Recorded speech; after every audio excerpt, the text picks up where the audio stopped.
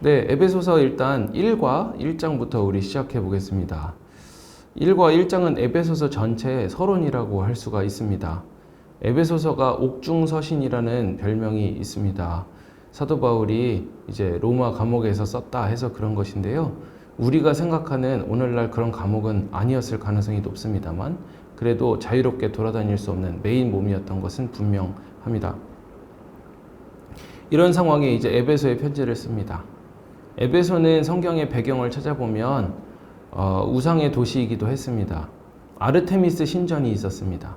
그래서 사도 바울이 복음을 전할 때 사도 바울이 계속 이렇게 복음 전하면 우상 장사가 안 되지 않습니까? 해서 우상 장사들에게 선동당한 사람들이 크다 에베소 사람의 아데미여 하기를 한참 동안 했던 그런 도시이기도 했습니다.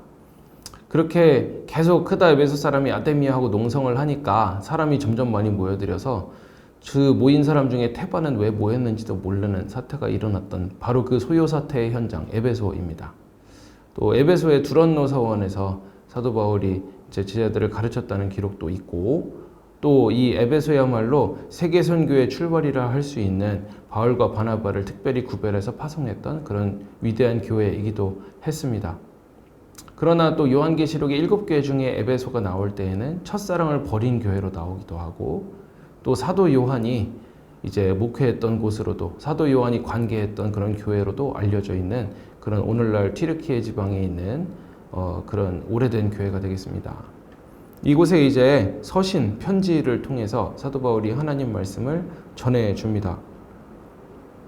이 편지는 이제 AD 64년쯤 썼을 것이다 추측하고는 있습니다만 연대는 그렇게 중요한 건 아니고요. 하여튼 간에 초창기 서신이 아니고 3차 전도 여행과 그 이후 서신이었을 것이라고 우리는 생각하고 있습니다. 이게 이제 간단한 배경이고요. 전체 구조를 한번 보겠습니다. 에베소서 구조는 크게 두 가지로 나눌 수 있는데 1장부터 3장까지의 교리 부분, 4장부터 6장까지의 실천 부분입니다. 이것을 신약학에서는 보통 직설법 후 명령법이다 이렇게 부릅니다. 이 말이 좀 이상하죠? 번역어라서 그렇습니다. 영어로 indicative 후에 imperative다, 명령이다. 그래서 서술을 먼저 하고 그리스도 안에서 너희는 이런 사람들이다. 교회는 이런 곳이다. 내가 너희를 위해 이렇게 기도한다. 서술을 한 다음에 명령, 그러므로 이렇게 살아라 한다는 이 구조가 바울 서신 대부분에 나타나 있습니다. 로마서 같은 경우도 1장부터 11장까지 서술을 쭉 하고 교리 얘기를 많이 하는데 이제 12장부터는 어떻게 살지에 대해서 16장까지 쭉 이야기를 하는 것을 볼 수가 있습니다. 이런 구조로 되어 있다는 생각이 이제 바울 서신을 연구하는 사람들 사이에서 널리 퍼진 생각이기도 합니다. 그런데 오늘 구역공과에서는 그 용어를 조금 바꿔서 설명하고 있죠. 아는 복음, 사는 복음 해가지고 앞에 교리와 뒤에 실천편 이렇게 용어를 바꿔서 부르고 있습니다만 결국 똑같은 얘기라고 보셔도 되겠습니다. 바울 서신에 공통적으로 이런 구조가 나타나기 때문에 우리들이 바울 서신을 볼 때 이론만 있지 않고 실천도 같이 있고 또 실천만 있지 않고 이론과 서술도 같이 교리도 같이 있는 것을 우리는 보게 됩니다. 그래서 이 균형이 사도 바울에게 잘 갖춰져 있고 우리에게 그 균형을 전수해주고 있는 서신이기도 합니다. 또 에베소서 인사 부분을 보면은 전형적인 바울 서신의 인사 말입니다. 은혜와 평강이 있기를 원하노라 하면서 이제 여러 가지 복을 빌어주고 또 내가 너희를 위해 이렇게 기도하노라 하면서 서술하는 것을 볼 수 있는데 전형적인 서론입니다. 대부분 이 순서를 따르고 있는데 안 따르고 있는 서신이 하나 있으니 갈라디아서입니다. 그만큼 상황이 급박했다는 증거가 됩니다. 즉 은혜와 평강이 있을지어다 그리스도께서 우리를 위하여 자신을 드리셨으니 영광과 찬송이 그에게 세세토록 있을지어다 하고 바로 복을 빌고 기도해 주는 것 없이 본론으로 들어가는 게 갈라디아서입니다. 그런데 에베소서는 복을 빌어주고 기도를 다 한 후에 본론에 들어갑니다. 그 말은 에베소 교회의 현재 상황이 갈라디아 교회만큼 그렇게 급박하지 않고 위기 상황은 아니었다는 것을 우리에게 암시해 줍니다. 자, 이런 상황에서 이제 사도 바울이 은혜와 평강을 빌어주는 것은 오늘날 같이 은혜와 평강이 없는 우리에게 큰 의미가 있습니다. 세계가 전쟁에 신음하고 우리 경제는 어렵고 우리 살기도 점점 팍팍하다는 이야기를 참 많이 하십니다. 그 속에서 은혜와 평강을 빌어주는 것이 우리에게 얼마나 큰 의미가 있느냐. 이게 말뿐이 아니고 하나님의 말씀으로 사도가 위로해 준다는 데서 얼마나 큰 의미가 있느냐. 우리는 구역 모임에서 자세히 좀 생각할 필요가 있고 이것에 대해 나눌 때 좋은 대화를 할 수 있을 것입니다. 이 평강이 없는 시대, 은혜와 평강이 너에게 있을지어다. 이 말이 얼마나 큰 위로이고 큰 의미가 되는가. 우리가 한번 다시 구역 모임에서 생각하다 보면 좋은 이야기를 많이 할 수 있을 거로 생각해서 이 이야기를 많이 구역에서 하시기를 권합니다. 네, 그러면 이제 문제 풀면 됩니다. 말씀을 이해하며 깊이 생각해 봅시다. 이 부분은 이제 제가 구역장님들 방에 올려드린 그 종이 있습니다. 목양사역위원회에서 만들어준 그 종이 파일에 보시면은 다 답이 달려 있어서 제가 굳이 답변 안 해드려도 됩니다. 사도 바울이 주 예수 그리스도라고 할 때 이 부분을 한 가지 더 짚고 넘어갈 필요가 있어서 말씀드립니다. 우리 구역공과에 이제 담임 목사님이 주는 로마 황제한테 쓰던 표현이니까 이방인들한테 잘 이해가 됐을 것이고 그리스도라는 표현은 메시아라는 구약의 이제 언어의 번역어니까 메시아는 히브리어, 그리스도는 헬라어니까 그리스어니까 유대인들에게 잘 이해가 되었을 것이다. 이런 이야기를 해서 유대인과 이방인 모두의 주님이 되신 그리스도라는 이야기를 이제 해주고 있습니다. 네, 물론 그런 것도 가능합니다. 그런데 사도 바울 전체 구조 보면 그리스도라는 것에 또 특별한 의미를 부여하는 경우가 있습니다. 옥에서 간수에게 복음을 전할 때는 주 예수를 믿으라 간단하게 설명했고 그런데 사도 바울이 자기 서신에서 설명할 때는 예수 그리스도, 그리스도 예수 똑같은 말 같지만 순서를 바꿔서 쓰고 있는데 예수라고만 표현하는 경우가 이제 바울 서신에 많지 않고 그리스도라고 하거나 예수 그리스도라고 하거나 주 예수 그리스도라고 하거나 그리스도 예수라고 하거나 각자 이렇게 구별해서 쓰는 것을 볼 수가 있습니다. 이게 그냥 아무렇게나 쓰는 게 아니고요. 보통 그리스도 예수라 하면 예수님이 승귀하신 이후를 많이 가리킵니다. 부활, 승천, 재림하실 분. 예수 그리스도라 하면 보통 바울 서신에서 십자가를 가리킬 때 많이 사용됩니다. 또한 복음서에 봐도 이런 면들이 많이 있는데 예수님이 기적을 행하실 때 보통 예수께서라고 하지만 예수님이 마태복음 16장의 십자가 사건을 예고하실 때 예수 그리스도께서라고 하고 예수님의 생애 전체와 구속사역 전체를 개관할 때 예수 그리스도, 주 예수 그리스도라는 표현을 사복음서와 사도행전에 많이 쓰는 것을 볼 수가 있습니다. 사도 바울은 거기에 이제 덧붙여서 예수 그리스도와 그리스도 예수 이렇게 비하의 그리스도, 승귀하신 그리스도를 이제 구분해서 설명하는 경우들이 상당히 있는 것을 볼 수가 있는데 통틀어서 말할 때는 주 예수 그리스도다 이렇게 설명하기도 합니다. 그래서 사도 바울의 이 서신을 볼 때 이런 부분이 오묘하고 깊은 부분이 있는데 이걸 구역공과에서 이번에 다 할 수는 없을 것 같고요. 그냥 구역장님들에게 보너스로 참고만 하시라고 드립니다. 일단 구역공과에 있는 주는 로마 황제에게 쓰는 표현, 그리스도는 메시아의 헬라적 표현 해가지고 유대인과 이방인 모두를 염두에 두고 있다. 이걸 기본으로 깔고 이제 구역공과 진행하시면 됩니다. 네, 그러면 이제 함께 나누며 삶에 적용해 봅시다 부분 해보겠습니다. 이 부분이 좀 중요하겠습니다. 구역 모임을 시작하기 전에 함께 나누며 삶에 적용해 봅시다부터 일상생활과 이 적용에 대한 얘기부터 하고 그 다음 구역 공과를 한 다음에 다시 한번 어떻게 적용할 것인가를 논의해 보는 것도 좋은 방법입니다. 자, 1번 하나님의 뜻으로 말미암아 사도된 바울이라는 고백. 이것은 이제 제가 한마디로 요약하면 소명 질문입니다. 소명. 하나님이 우리를 부르셨다. 하나님의 뜻대로 되었다.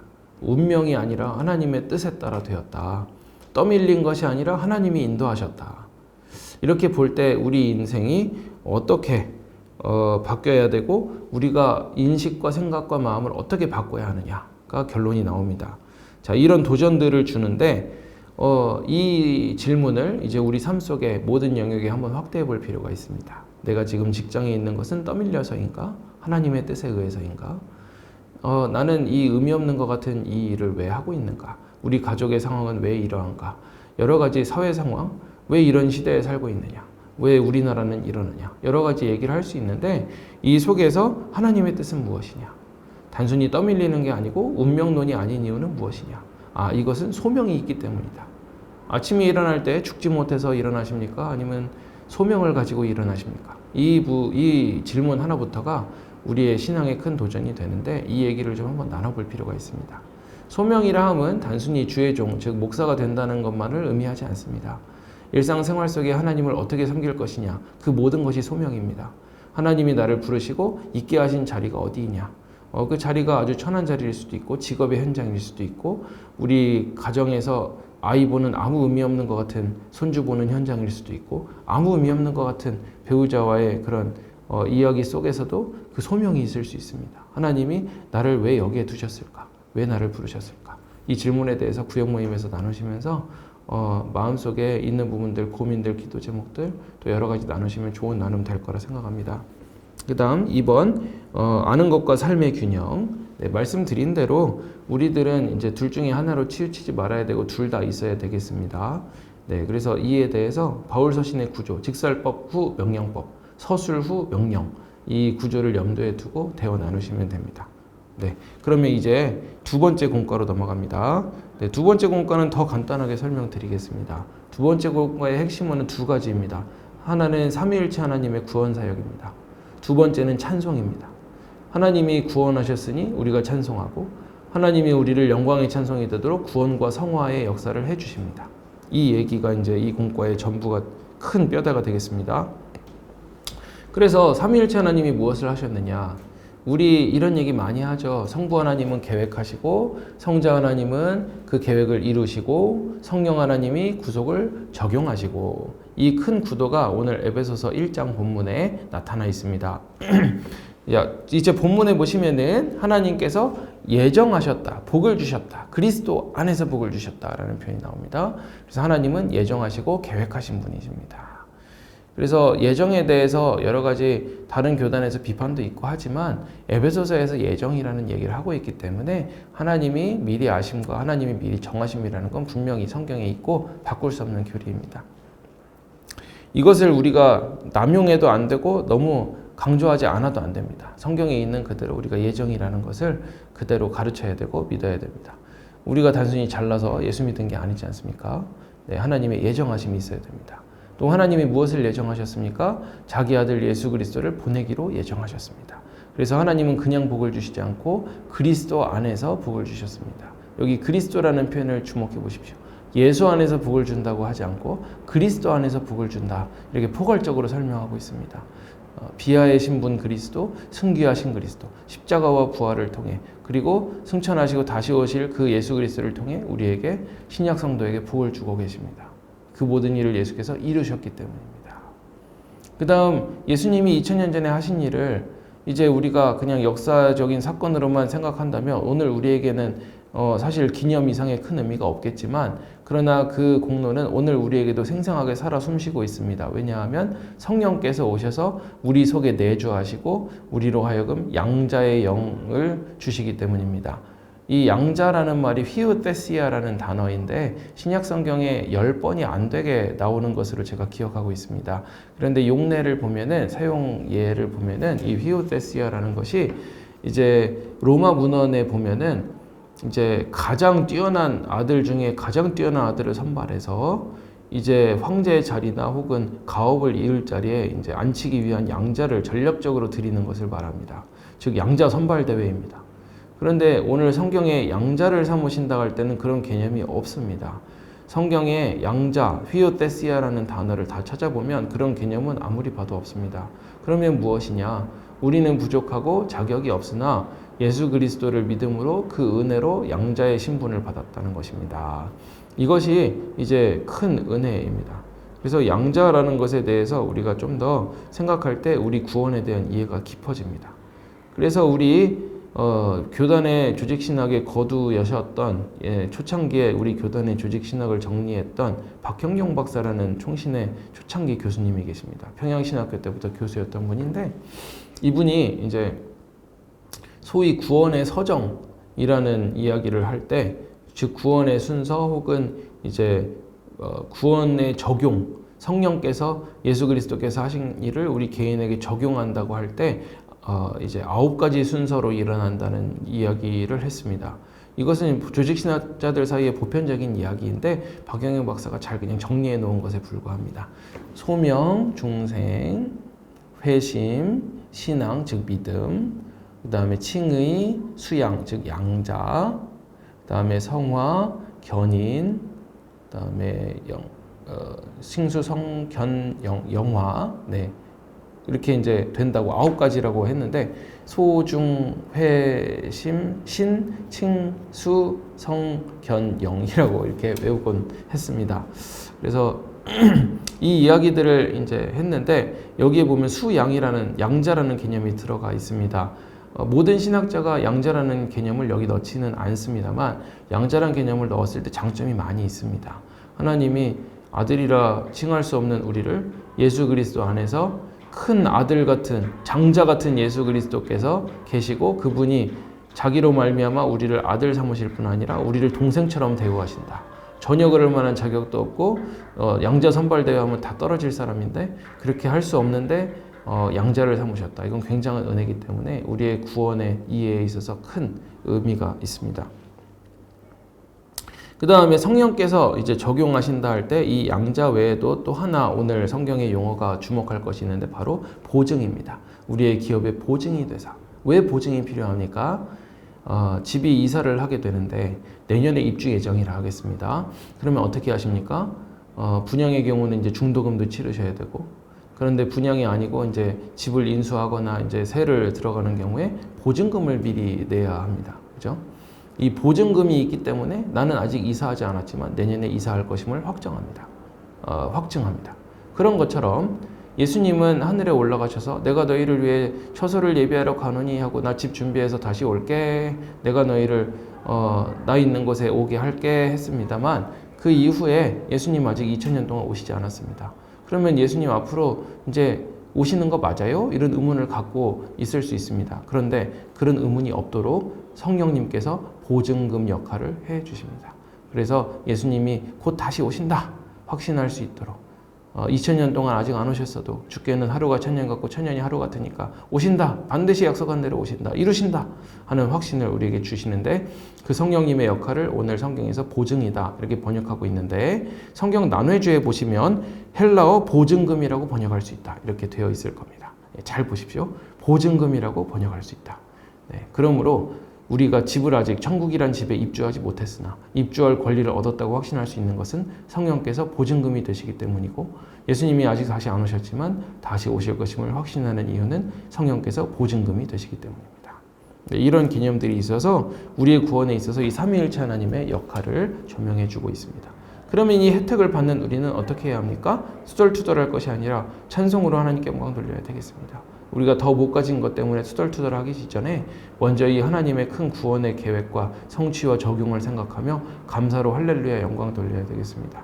그런데 우리의 삶 속에서 이 구원의 은혜가 너무 크게 느껴지지 않는 경우들이 있습니다. 그럴 경우 우리는 이상한 행동을 하게 되고 이 은혜가 얼마나 큰 것인지 망각하고 당연한 것처럼 생각하지만 절대 그래서는 안 되겠습니다. 그래서 우리 삶이 그의 영광의 찬송이 되게 하시려 하는 그 계획을 위하여 하나님이 많은 일을 행하셨다는 것을 항상 기억하고 잊지 말아야 우리가 방자한 마음을 품지 않고 하나님을 경외하며 살 수가 있을 것입니다. 네, 이제 문제 풀어보겠습니다. 말씀을 이해하며 깊이 생각해 봅시다 부분은 제가 나눠드린 답지에 다 있으니까 모경사역위원회에서 잘 정리해 줬으니까 생략합니다. 함께 나누며 삶에 적용해 봅시다 부분으로 넘어가겠습니다. 하나님 자녀라는 정체성 내 삶에 어떤 영향을 줍니까? 여기서 이제 양자라는 개념을 사용해서 한번 설명해 보시기 바랍니다. 우리나라는 LG그룹이 대표적인 양자를 들여서 이제 후계자를 삼은 경우입니다. 지금 구광모 회장 같은 경우가 이제 양자입니다. 원래 낳은 자식이 아닙니다. 친척집인데 가업을 있게 하기 위해서 이제 양자를 드린 경우인데, 근데 하나님의 방법은 그런 게 아니잖아요. 우리는 그렇게 물려받을 만한, 하나님 나라를 물려받을 만한 자격도 없고 그런 지혜도 없습니다. 감당할 수도 없습니다. 그런데 양자를 삼으셨다. 하나님 자녀라는 게 그런 겁니다. 아무것도 아닌 것처럼 그런데 우리가 여기는 경우가 많아서 참 하나님께 죄송하죠. 이런 이야기를 같이 나눠보면 좋겠습니다. 두 번째, 성령 하나님께서 인치시고 보증하신다. 즉 도장을 꼭 찍고 내 거라, 니는 내 끼라 하고 딱 인의를 딱 도장을 찍고, 그 다음에 소 같은 것을 사육할 때 혹은 에스겔서에 나온 이미지인데 성전에서 벌어지는 우상숭배와 여러 가지 악행으로 인하여 애통하는 자들의 이마에 인을 치라. 그 다음에 그 사람만 빼고 다 죽여라. 이렇게 성전을 하나님이 스스로 청결케 하시는 그런 사건이 나오는데 그 이야기가 오늘 여기에 이제 염두에 두고 있습니다. 인치신다. 즉 자기 백성을 하나님이 아십니다. 꾹 찍어서 너는 내 거다. 마치 동물에게 이거는 내 거다 하고 귀에 소의 ear mark라고 합니다. 귀에 표시를 해놓습니다. 이건 내 소다 하듯이 하나님이 이마에 표시를 해놓는다. 즉 주님의 백성이 누구신지 하나님은 알고 계시다. 그리고 그 표징으로 성령의 내주가 우리에게 있어서 이게 마치 이마에 새긴 인과 같다. 하나님의 입 맞은 사람이다. 성령입니다. 이 성령께서 보증금의 역할을 하십니다. 우리 속에 오셔서 내주하시고 계속 우리 속에 계십니다. 예수 그리스도를 믿는 신자의 속에 계십니다. 자, 이분이 그래서 이 성령을 따라 행할 때 구원받을 뿐 아니라 예수 그리스도를 믿고 구원받았을 때 성령이 오셔서 성화, 거룩함에 이르는 열매를 맺게 하십니다. 자, 이것이 어떤 위로와 확신을 줍니까? 우리 입장은 고아와 과부와 같은 입장이 좀 있습니다. 예수님이 다시 올게 하고 아버지이신 분, 남편이신 분이 지금 멀리 하늘로 출장 가 있다시피 한 그런 상황 속에 삽니다. 그리고 대신해서 성령을 우리 마음에 주셔서 내가 혼자 있는 것이 아니라 너와 항상 함께 있다. 우리에게 보증금의 역할을 하는 성령을 주십니다. 그래서 우리 입장이 예수님 다시 올 때까지 약간 고아 같고 과부 같은 면이 있는데 보증금이신 분이 계시기에 내가 혼자가 아니고 그분이 나와 항상 함께 계시는구나. 저 천국에 들어갈 권리 여기 있구나. 이 열쇠가 여기 있구나. 우리가 확신할 수 있게 됩니다. 이게 얼마나 큰 위로와 확신인가. 돈 주고도 못 사는 거 아닙니까? 돈으로도 못 가요. 하나님 나라 하듯이. 그 얘기를 많이 서로 해보면서 서로 위로하면 좋겠습니다. 이 은혜와 평강이 없는 시대 어떻게 할 것이냐. 인치심이 있지 않느냐. 보증금이 있지 않느냐. 다 까먹어도 보증금이 남지 않느냐. 이 보증금은 돈 주고도 못 사는, 억만금을 주고도 못 사는 보증금이다. 서로 이제 얘기하면서 깊이 느낀 순간이 또 있다면 한번 나눠주시기 바랍니다. 인치심이라 그러면 이제 보통 오순절 교단, 즉 순복음 쪽에서는 이제 은사를 많이 얘기하는데요. 은사라고만 보기에는 무리가 있습니다. 성령이 내주하심으로 은사도 나타나고 성령의 열매도 나타나고 이게 같이 나타나게 되어 있는데 꼭 은사에만 한정하는 것은 이제 문제가 있습니다. 그래서 성령이 안에 계시면 무슨 일이든 나타날 수 있는데 하나님은 무슨 일이든지 가능하니까요. 근데 우리가 다 상상할 수 없는 일들이기 때문에 너무 그렇게 은사에만 제한하는 것은 옳지 않습니다. 그래서 성령의 인치심을 깊이 느낀 순간이 있다면 하면 저는 방언했을 때 느꼈습니다. 이럴 수도 있지만 그게 인치심에 이제 어울리기에는 좀 약할 수 있습니다. 인치심이라는 건 훨씬 더 깊은 측면이 있기 때문입니다. 자, 세 번째, 하나님의 영광을 찬송하는 삶. 이 얘기를 할 때 꼭 제가 짚고 넘어가고 싶은 게 있습니다. 우리 생각보다 열린교회 찬양 너무 안 합니다. 1층 예배실에서 제가 사회 보는데 솔직히 말씀드리면 찬양 안 하는 분 많습니다. 왜 그런 현상이 일어나느냐? 청년들에게 얘기해보면 찬송가를 잘 모릅니다. 그런데 어른들은 금요기도회 때 찬양 잘 못 부르시는 분 많습니다. 잘 보십시오. 우리가 이런 현상이 왜 일어나느냐? 우리 삶의 영광이 찬송이 되는 것도 물론 중요합니다만 예배 때도 찬송을 못하는데 영광이 찬송이 된다? 굉장히 무리한 이야기가 아니겠습니까? 예배 때 찬송을 어떻게 잘할 것이냐도 우리는 고민 안 할 수 없습니다. 예배 찬송도 잘하고 우리 삶도 하나님께 영광의 찬송이 되도록 은혜 받아야 되지 않겠습니까? 이 문제에 대해서 내 삶의 자리에서 그리고 무엇보다 예배에서 어떻게 실천할 것이냐. 찬송가 모른다고만 할 것이 아니고 찬송가 매일매일 들으면 다 들을 수 있습니다. 다 익힐 수 있습니다. 그리고 여러 가지 금요기도회 때 찬양 어려우시죠? 네, 그러나 좀 마음에 안 들더라도 열심히 부르려고 따라 하다 보면 또 어느 정도 부를 수 있습니다. 우리가 너무 노력도 안 하는 게 아니냐 이런 생각이 드는 순간이 사실 많습니다. 그래서 영광의 찬송이 되는 부분이 삶에서도 있지만 우리 예배에서도 있습니다. 이런 부분들에 대해서 같이 이야기 나눠보면 좋겠습니다. 네, 그럼 기도하고 마치겠습니다. 하나님, 구역공과 이야기를 했습니다. 우리 삶에 또 우리가 구역 모임 인도하는데 혹은 여러 가지 측면에서 교회에서나 우리의 삶의 현장에서나 우리가 주님의 구원의 은혜, 성화의 은혜 충분히 누리지 못하고 주님이 모든 것을 하셨건만 우리의 마음 확 열지 못하고 주님 앞에 깊이 다가가지 못하는 측면이 있습니다. 주께서 용서하시고 성령의 내주가 더욱 불타오를 수 있도록 해주시고 더욱 주님을 사랑하며 영광의 찬송이 되게 하여 주시옵소서. 그리하여 우리 삶이 지식만 있지 않고 실천도 있으며 실천만 있지 않고 지식도 겸비되어 주님을 기쁘시게 하는 일에 준비되는 일꾼들 되게 주시옵소서. 우리 구주 예수 그리스도의 이름으로 기도합니다. 아멘. 네, 수고 많으셨습니다. 감사합니다.